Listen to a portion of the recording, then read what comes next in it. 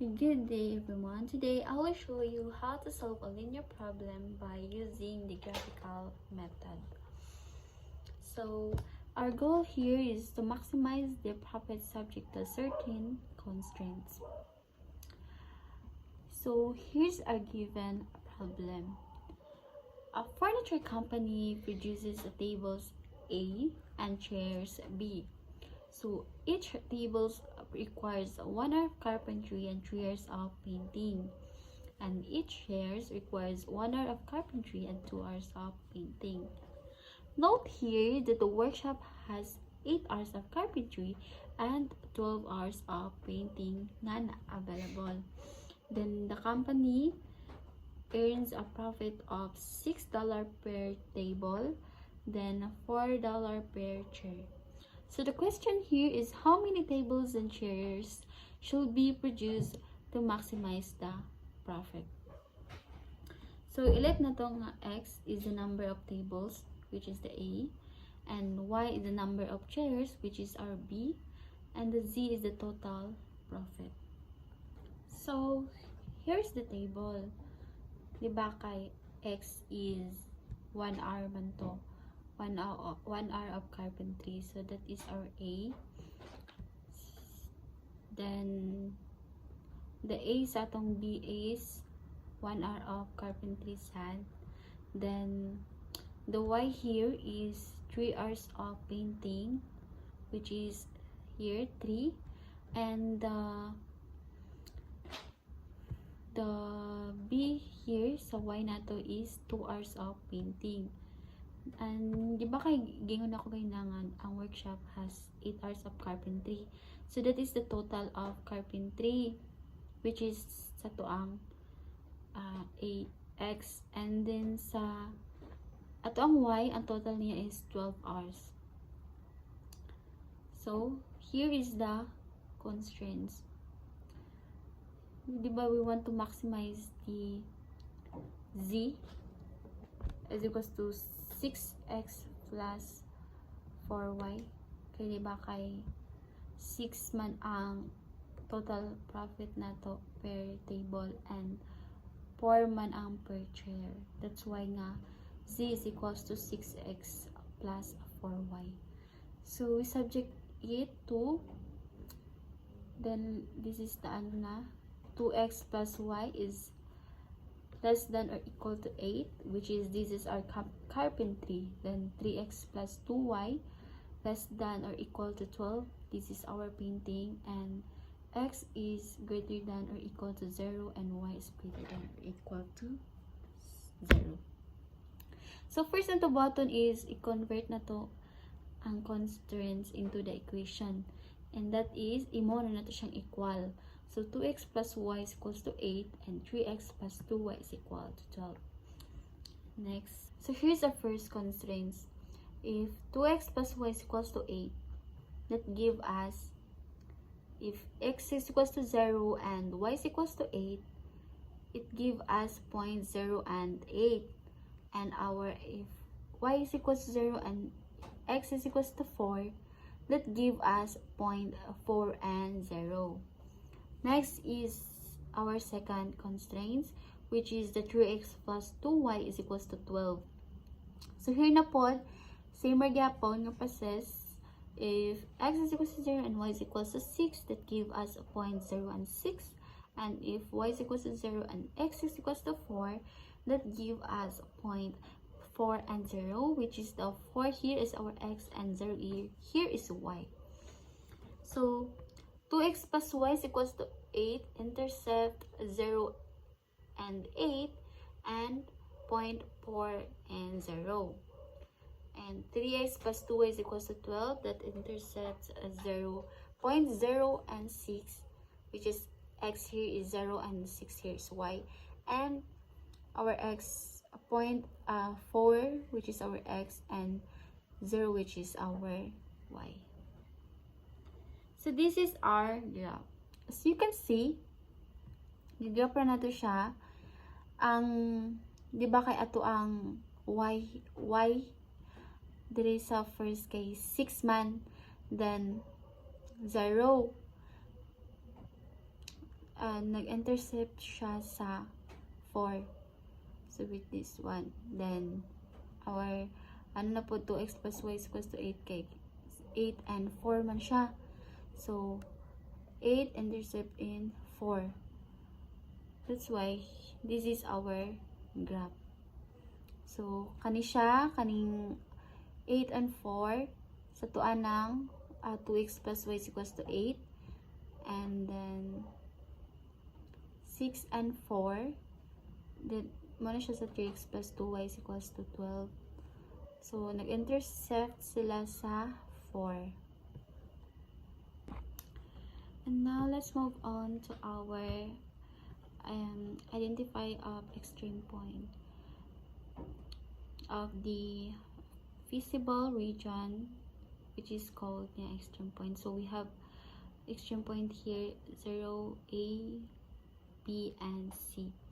The coordinate value of xy sa 0 ay sa O is 0, and the coordinate value of A, which is the point 0 and 6. The coordinate value of B is the point 2 and 4, and the coordinate value of C is 4 and 0. So I will explain you how nga paano ni nahimong 24 ning sa objective function value. So di ba kay z is equals to 6x plus 4y. So i-distribute na nato ni siya ang value niya sa coordinate ay sa ang coordinate value nga x and y. So i-distribute na siya sa z na to, which is 6x plus 4y. So may man siya ang point A is equals to 0 and 6. Z is equals to 6 times ang atong x nga 0 plus 4 times our y here is 6. So may equals na siya sa 6 times 0 is equals 0, and 4 times 6 is equals to 24. And i-add na to na siya, and mo na siya ang kuan nga 24. That's why our objective function value sa A is 24. Next is the objective value sa B. Ganun na 28 na siya. So same magyapon nga process. Z is equals to 6 times our x here is 2 and plus 4 times our y here is 4. Then i-multiply lang natin na siya. 6 times 2 is equals to 12 and 4 times 4 is equals to 16. Then i-add din natin na siya, which is nag-result siya of 28. That's why that is our objective function value. Next is the point C, the extreme point C. Ang coordinate niya is 4 and 0, so distribute niya po na siya. And 6 times 4 is equals to 24, then 4 times 0 is equals to 0. That's why nga i-add na to ang 0 and 24, it becomes 24. So yung objective function value is 24. So conclusion. From the table, we can see that the maximum value of z is 28 at point B, which is the 2 yung coordinate value 2 and 4, which is x is 2 and 4 is the y. So this means that the company should produce 2 tables and 4 chairs to achieve the maximum profit, which is the $28. So our maximum profit here is $28. Good day. Today I will show you how to solve a minimization LP by forming its dual using the simplex method and the dual and recovering the Fermat solution. So here, as you can see on the screen, there's a problem statement, which is a company needs at least 8 units of A and 6 units of B and 2 machines. So machine 1 is cost of $5, gives 2A and 1B, and ang machine 2 nag-cost siya of $4 and it gives a 1A and 3B. So the decision variables is x sub 1 is units of machine, and sa tuang x sub 2 is which is units of machine 2. So, mo to siya nga, we need nga 8 units of A and 6 units of B per day. And so, as you can see, is mo na siyang our units of machine 1 and machine 2. And our objective is to minimize the total cost while meeting A and B their needs, no? So, mo to siya. Then next, so in this slide, the primal minimization, mo na siyang cost function and the two resource constraints. So, mo na siyang mean z is equal to 5x sub 1 plus 4x sub 2 and 2x sub 1 plus x sub 2, which is greater than 8, and x sub 1 plus 3x sub 2 is greater or equal to 6. And ang atong x sub 1 and x sub 2 is greater or equal to 0. So, the next step, as you can see sa screen, is ang augmented matrix, which is muna siya mga constraints with RH and cost row. So, augmented muna siyang 2, 1, 8, 1, 3, and 6, and 5, 4, 0. So, muna siya tong augmented matrix. So, we need to kanang transpose it. This gives the coefficient used to form the dual. So, there is a dual is need yun na to i-transpose ang iyahang augmented matrix. So, mahimo na siyang, so kaning 2, same ragya po siya sa iyahang position. Then, ang 1, mahimo na siyang diri sa sa ubos na siya. Then, 8, muna siya 1, dayon 3, dayon 6, then 5, 4, 0, no? So paano na siya? Paubos. And then, next is, from the transpose matrix, we get this dual maximization problem. So, pagkahuman na ni mag-transpose sa matrix, muna na siyang maximization. Di na siya minimal. So, the right-hand sides are the primal cost and the objective coefficients are the primal RHS values. So, muna siya ang max P is equal to 8y sub 1 plus 6y sub 2, and ang iyahang ang constraints is 2y sub 1 plus y sub 2 less than or equal to 5, and y sub 1 plus 3y sub 2 less than or equal to 4, and y sub 1, y sub 2 is greater than or equal to 0.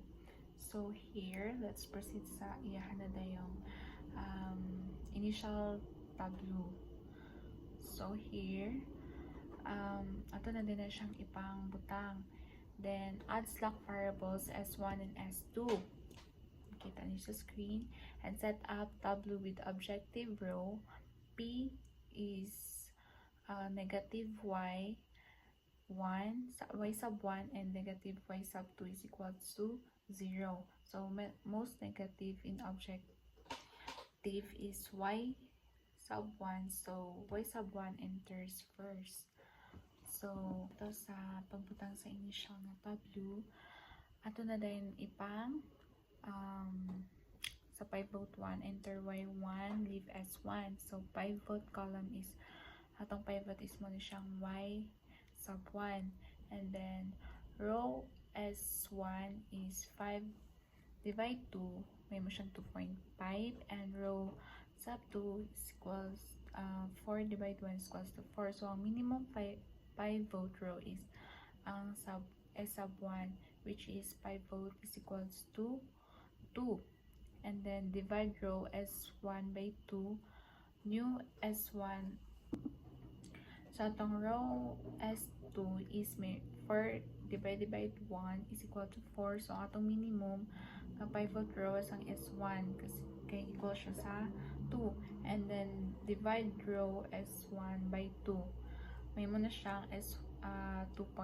So after eliminate na dahil nato ang y sub 1 from other rows. So ano siyang process.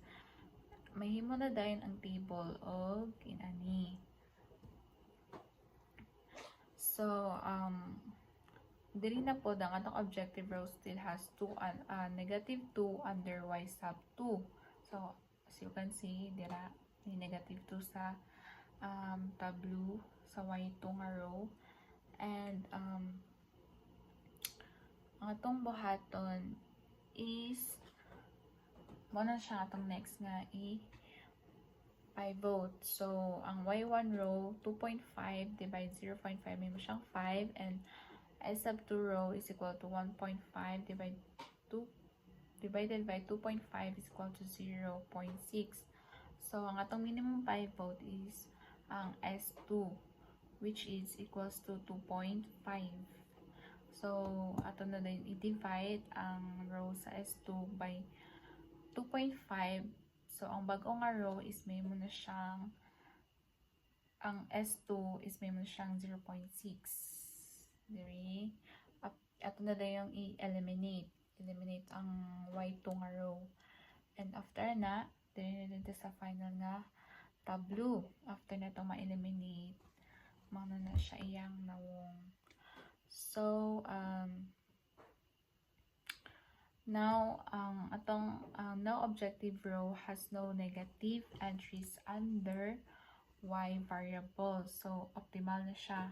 Wala na tayo kakita ang negative. So mana na siya ang result ng atong final tableau, which is y sub 1 is equal to 2.2 and y sub 2 is equal to 0.6, and nato ang p is equal to 21.2.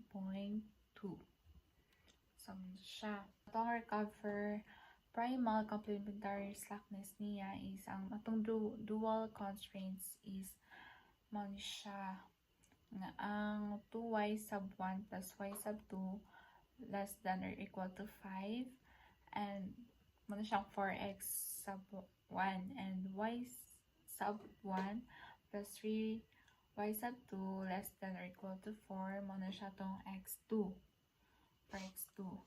And so ano na i-compute ang LHS with y niya, so 2.2 and 0.6.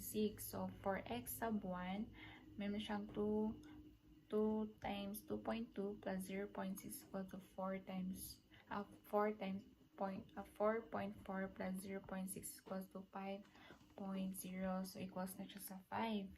And atong 4x2 4x sub 2 is 2.2 plus 3 times 0.6 is equal to 2.2 plus 1.8 is equal to 4.0. So man siyang ma-equals na siya sa 4. And both dual constraints are binding, so both primal variables may be positive, and complementary slackness implies the corresponding primal constraints are equalities. So solve man siya ang atong equalities. 2x sub 1 plus x sub 2 is equal to 8, and x sub 1 plus 3x sub 2 is equal to 6. So ang iyahada yung from second niya is x sub 1 is equal to 6 minus 3x sub 2. Ato na din siyang ipang substitute. Ang result na din ana niya is x sub 1 is equal to 3.6 and x sub 2 is equal to 0.8, and for our kanang z is ang primary optional kanang ang minimum cost niya may muna siyang 21.2. So mato siya. So for our conclusion, minimum cost is equal to $21.20, and use 3.6 units of machine 1 and 0.8 units of machine 2. And ang atong shadow prices is y sub 1 is equal to 2.20, which is a value per extra unit of A, and y sub 2 is equal to 0.60, value per extra unit of B. So, mauna to siya ang sa to ang dual nga method. Thank you.